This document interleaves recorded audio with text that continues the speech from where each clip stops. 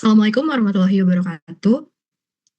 Halo teman-teman semuanya, kami dari kelompok AA akan mempresentasikan kelompok UAS FPPL mengenai pengembangan platform digital pengaduan masyarakat bernama Urbanify.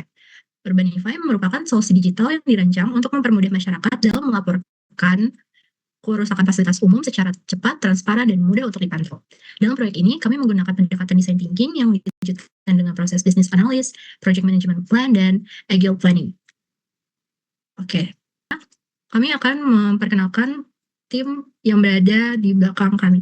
Dengan saya sendiri, Angelita Kirana. Saya Safira Mutiara Fadila. Saya Dita Ramadhanti. Saya Rifki Kamolina. Oke, boleh kita lanjut.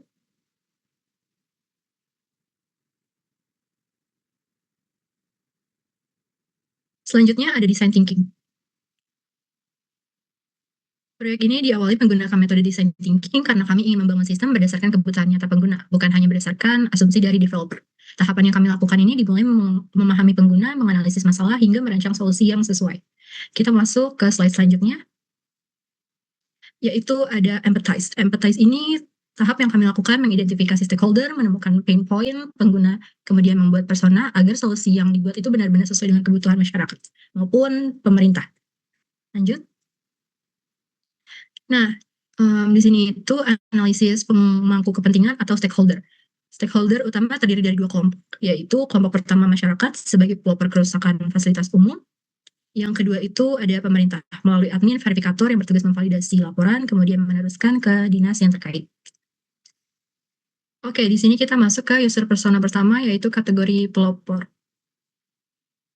Sorry, bukan pelapor. Nah, 1, 2, 3. Oke, di sini kita masuk ke user persona pertama, yaitu kategori pelapor, yang bernama Adelia Humaira, yang berumur 24 tahun dengan mahasiswi yang tinggal di pusat kota, yaitu mengandalkan transportasi umum. Frustasinya itu adalah aplikasi pengaduan ini sangat lambat untuk merespon, dan status meresponnya itu suka ada di bagian terima, tetapi tidak ada kejelasan untuk di dunia nyatanya. Nah, yang kedua, user persona kedua, itu ada Biansa Rifgiata, 42 tahun, dalam kategori verifikator. Seorang kasubag pengaduan instansi. Kendala utamanya itu banyak waktu terbuang akibat kualitas laporan warga yang sangat buruk, seperti tidak ada koordinat GPS presisi atau foto pendukung yang buram. Lanjut. Nah, di sini itu ada define and value proposition. Berdasarkan masalah yang di atas, kami merumuskan problem statement. Masyarakat urban merupakan sistem pengaduan. Masuk ke bagian define dan value proposition, berdasarkan masalah di atas itu, kami merumuskan problem statement, yaitu masyarakat urban memerlukan sistem pengaduan yang mudah diakses, transparan, dan juga responsif, karena mekanisme pelayanan ini sangat lambat saat ini, dan terfragmentasi dan tidak juga memberikan kejelasan status pengerjaannya. Sebagai jawaban, value proposition canvas dari Urbanify menawarkan keuntungan ganda bagi warga dan juga bagi pemerintah. Nah, dari bagi warga tersendiri ini, kemudahan melapor via mobile, pelacakan status linear yang transparan secara real time, dan geotagging secara otomatis. Lalu selanjutnya dari sistem pemerintah. Nah, efisiensi manajemen tiket otomatis berbasis dashboard cerdas, reduksi data pengaduan yang duplikat, dan juga kemudahan pemantauan dari KPI performa dinas. Boleh lanjut.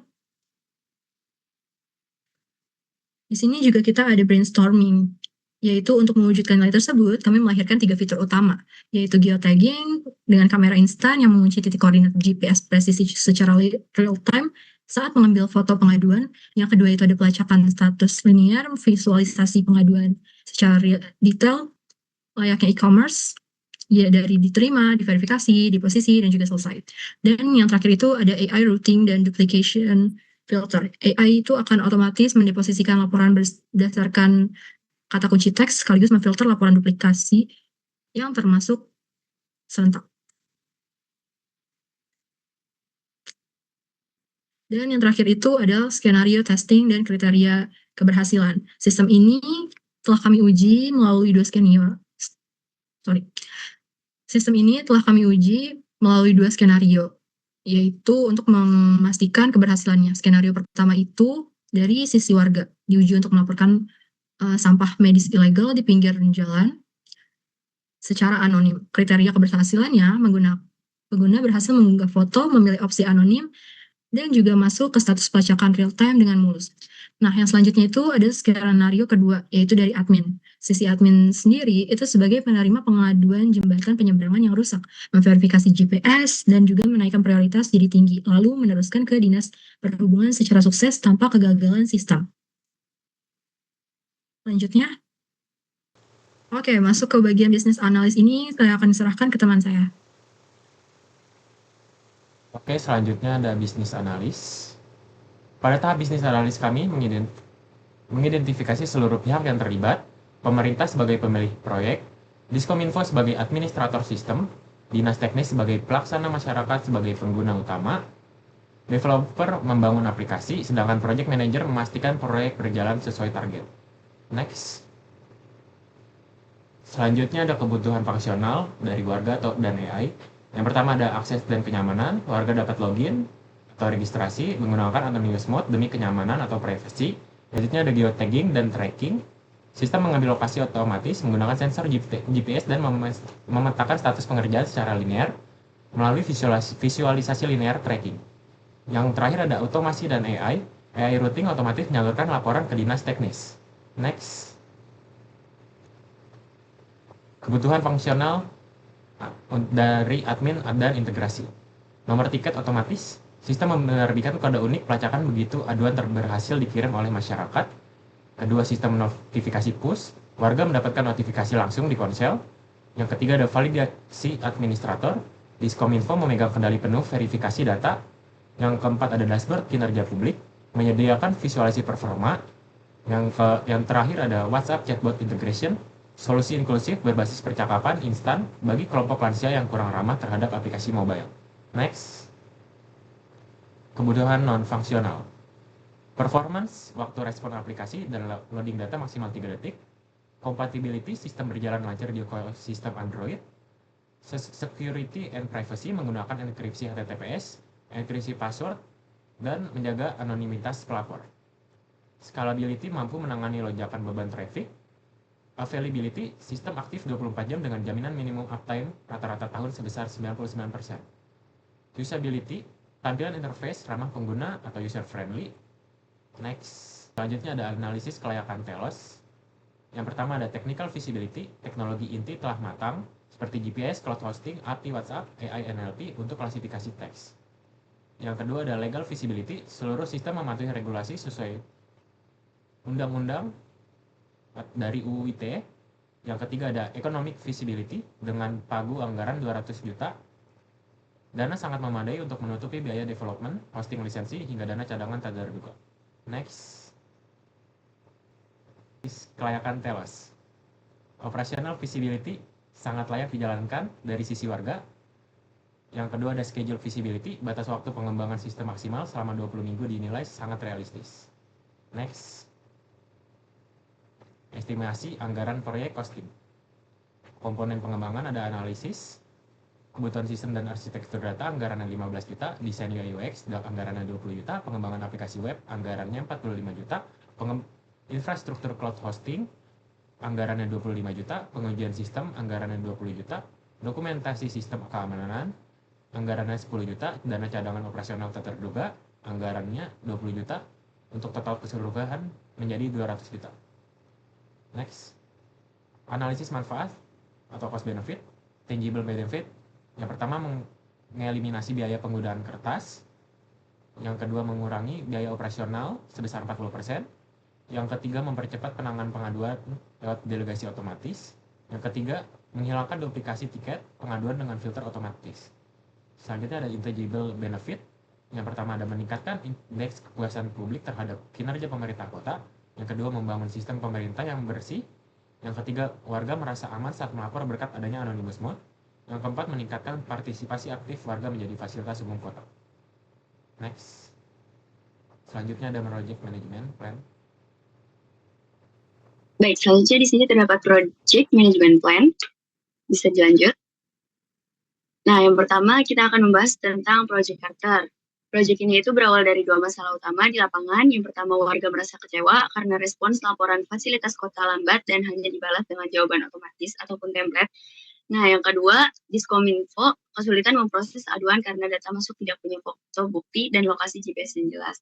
Solusi yang kami tawarkan itu adalah mengembangkan platform terintegrasi Urbanify yang mencakup aplikasi mobile, web dashboard, dan WhatsApp chatbot. Batasan proyek ini dikunci secara ketat, yaitu waktu pengerjaan maksimal 20 minggu, total anggarannya 200 juta, target utamanya alur melapor yang cepat, maksimal 3 langkah, dan otomatis diklasifikasi oleh AI routing. Selanjutnya, terdapat lini masa proyek, yaitu kita memakai WBS level 3, di mana proyek ini tuh kami jadwalkan menjadi 4 fase, yang minggu 1-4 analisis dan BRD untuk menetapkan kebutuhan sistem, minggu 5-8 UI UX dan prototype untuk mendesain Figma dan menguji fitur GPS, minggu 9-16 pengembangan paralel untuk coding aplikasi dan integrasi AI, minggu 17-20 itu uji coba dan launching untuk testing global, pelatihan staff, dan serah terima sistem. Selanjutnya terdapat Gantt chart. Nah, melalui Gantt chart ini, poin penting manajemen jadwal kami adalah penerapan strategi kerja paralel, di mana di minggu ke-9 sampai ke-16, tim backend mengodekan web dashboard bersamaan dengan tim front-end mengodekan aplikasi mobile. Taktik ini menghemat waktu agar 4 minggu terakhir bisa fokus penuh untuk pengujian sistem tanpa terburu-buru.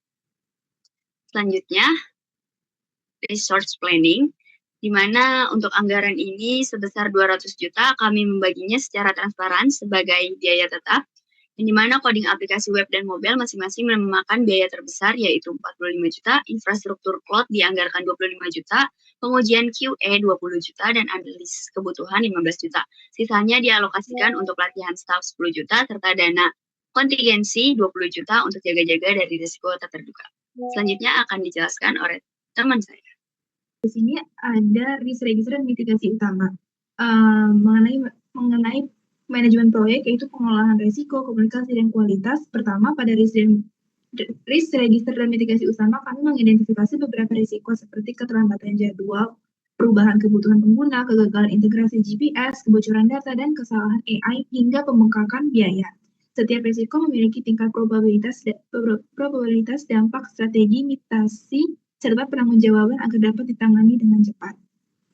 Selanjutnya, ada communication plan, menjelaskan bagaimana komunikasi dilakukan dengan seluruh stakeholder seperti pemerintah daerah, Diskominfo, tim developer, QA, tester, dan perwakilan pengguna.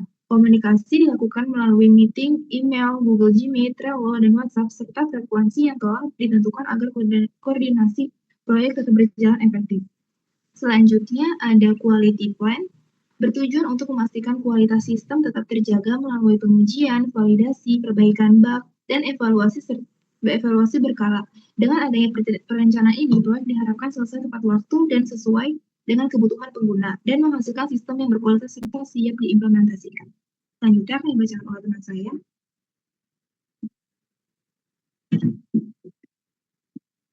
Oke, selanjutnya ada agile planning.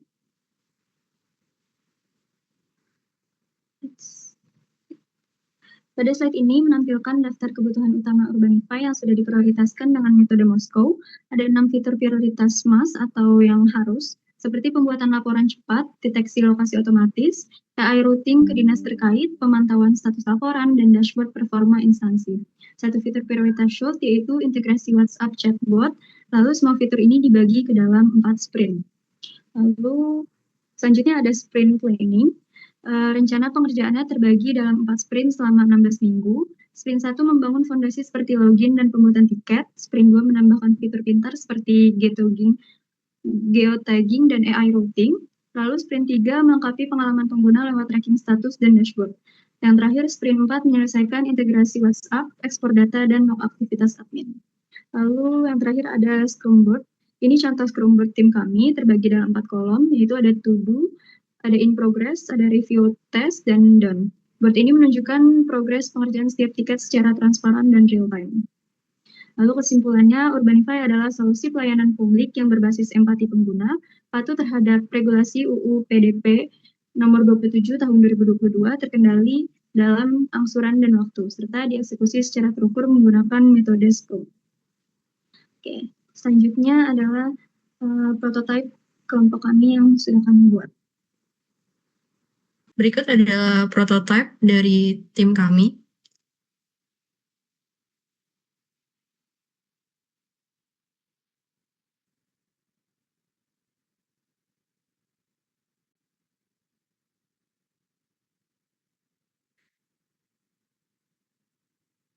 Sekian presentasi dari kelompok kami. Kurang lebihnya mohon maaf. Wassalamualaikum warahmatullahi wabarakatuh.